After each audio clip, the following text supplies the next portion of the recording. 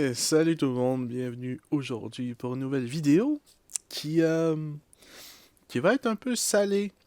Donc là, vous voyez à l'écran, on est sur le site de McFarlane Toy Store. Vous pensez peut-être que je vais être full hype pour la prochaine wave qui va sortir, mais non. C'est tout simplement parce que déjà de un, la wave, elle est exclusive au McFarlane Toy Store. Et donc, ça veut dire que tu peux juste l'avoir là. Ce qui veut aussi dire qu'il faut que je paye un prix de malade, mais ce n'est pas tout. Donc là, si on clique sur le truc, tu peux voir, un gros spécial, c'était 214, c'est rendu 180. 180 balles pour 4 figurines, ce qui veut dire qu'ils sont à 40 balles, ok? Mon problème est le suivant. Ils les vendent 53 et 52 Canadiens la figurine. Ça, c'est à part que si je regarde ici, ça me dit que je dois payer à peu près 71 $ pour les frais de douane. Ce qui veut dire, exemple, j'achète juste Superman. Ça fait 53 et 52. Plus 71 et 63, on est déjà à 125$ juste pour un Superman de la marque DC Multiverse qui est avec un body réutilisé, qui a toujours des pins, qui a pas beaucoup d'articulation, ou du moins l'articulation de base d'une figurine DC Multiverse. Ok, elle a une cape en tissu, qui a l'air d'avoir un fil à l'intérieur, mais même là, c'est pas encore confirmé. On a un morceau de la figurine à construire, et on n'a que deux mains. Et ça, vous voyez, c'est 125 et 15 pour une seule figurine, mais vous avez pas tout compris. C'est qu'à part de ça, il y a à peu près 62$ pour le shipping, parce que McFarlane Toys, je sais pas ce qu'ils mangent en termes de prix pour le shipping, mais genre moi quand j'envoie des colis aux États-Unis, quand je vends des trucs, ça m'arrive de vendre des objets de ma collection, et c'est rare que ça coûte au-dessus de 25 balles. Mais eux, ils chargent 62 balles, sortis de nulle part. Et pourtant, on est juste à côté. Le Canada est au-dessus des États-Unis. Ça ne fait aucun sens. Imagine les gens qui habitent en Europe, combien ça doit leur coûter, bordel. Ça fait aucun sens. Tu payes 187,15 pour une figurine. Et donc là, on est sur Toy Snowman, où est-ce que j'achète la plupart de mes figurines. Et là, on regarde à Mayfex, qui sont des figurines de qualité supérieure, avec beaucoup plus d'articulation, beaucoup plus d'objets, beaucoup plus de mains, beaucoup plus de visages. Et ça dépasse pas le 150 à peu près. T'as comme là Batman Nightfall est en précommande à 150. T'as Bane qui est 159 parce qu'il est un chouïa plus grand. Donc voilà, c'est à peu près 150 maximum. Ça ne fait aucun sens qu'une figurine DC Multiverse me coûterait 150 balles à acheter. Ça ne fait aucun sens. Ici, on retourne. Ils sont tous à 53 et 52. Et en plus, le Spectre est vendu et sold out. Les gens ont acheté ça quand même, mais il faut être fou. Il faut être fou. Ces figurines-là, à la base, coûtaient 24,99. Todd McFarlane a toujours dit dans ses entrevues qu'il a fait avec des YouTubers que il ferait tout pour ne pas monter le prix. C'est exactement ce qu'il a fait. À un moment donné, il nous a dit, ok, là, il faut monter le prix. Là, il faut monter le prix parce que les coûts ont monté parce qu'il y avait la pandémie, tout le kit. On est passé de 24,99 à 29,99. Les gens ont rien dit. Je trouvais ça ok, c'est correct. Ça n'a pas fait comme Hasbro, où est-ce qu'on est passé de 29 à 32 à 36,99. Tu vois, ils ont monté une fois, c'est tout. Ensuite, il nous sort le Collector Edition, qui pour moi, c'est juste quasiment un cash grab parce qu'il n'y a pas grand chose dedans. Je sais pas si je peux en trouver un. Vu le nombre de shit qu'ils vendent, bon, on va prendre Wonder Woman par exemple. Wonder Woman Collector Edition, ça c'est l'exemple parfait que ce que devrait être le Collector Edition. Un bouclier, une hache, le lasso, l'épée, plusieurs sets de mains, c'est parfait.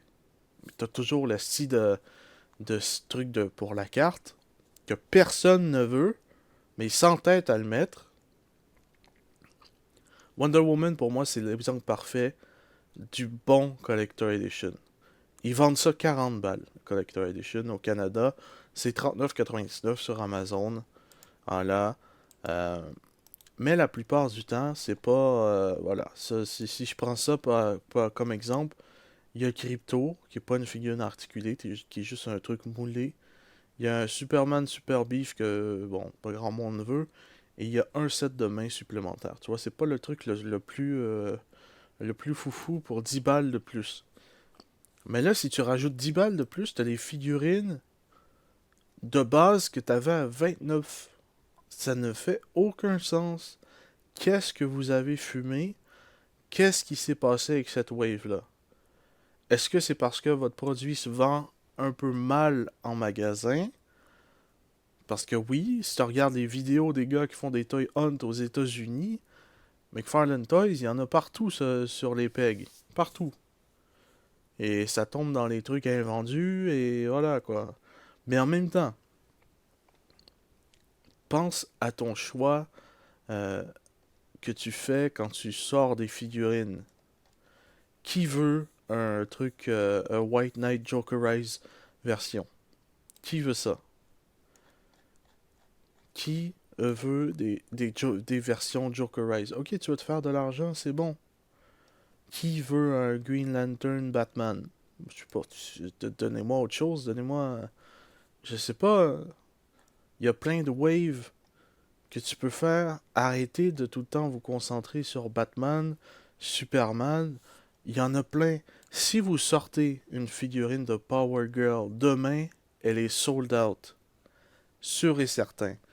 Parce que je sais pas si vous avez remarqué, la dernière figurine euh, femme qui a été sortie, c'est tout simplement Wonder Woman. Et Wonder Woman, elle est sold out partout.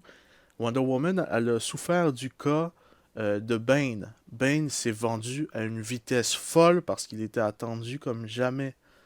La même chose pour Wonder Woman. Et depuis ce temps-là, ben, les figurines d'héroïnes qu'on a eues, il n'y en a pas une. Mais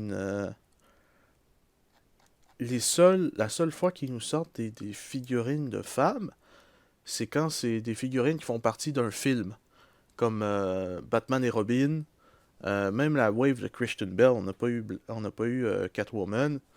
Toi, le dernier qu'on a eu, c'est Poison Ivy du film. Toi, elle est là.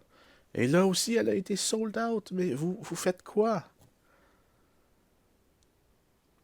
Vraiment, McFarlane Toys, faut faire quelque chose parce que c'est pas possible. Maintenant, on est sur le compte Instagram de McFarlane Toys. Et là, on va voir un peu. euh, Ça, c'est quand ils ont fait le reveal de tout ce qui était. Toi, lui, il dit je pense qu'il est temps de boycotter la line. Euh, Ils prennent vraiment avantage de leurs acheteurs. N'abandonne pas. Tu n'es pas Mayfix ni Figure Arts. Il n'y a pas de raison que la figurine coûte si cher sans accessoires. C'est n'importe quoi. 40 pièces pour une cape qui a un fil à l'intérieur pour être capable de bouger. C'est vraiment cave. 40 balles. Ce boc-là, il n'y a rien de neuf après. Tout du reuse. Puis ils cherchent 55 balles canadiens sur leur site. Same shit. Le même bug que Wally. Seule affaire qui doit changer, c'est la cape. Même là, je suis pas sûr. Le même bug encore. Ce qui change, c'est la cape, la tête et le slip.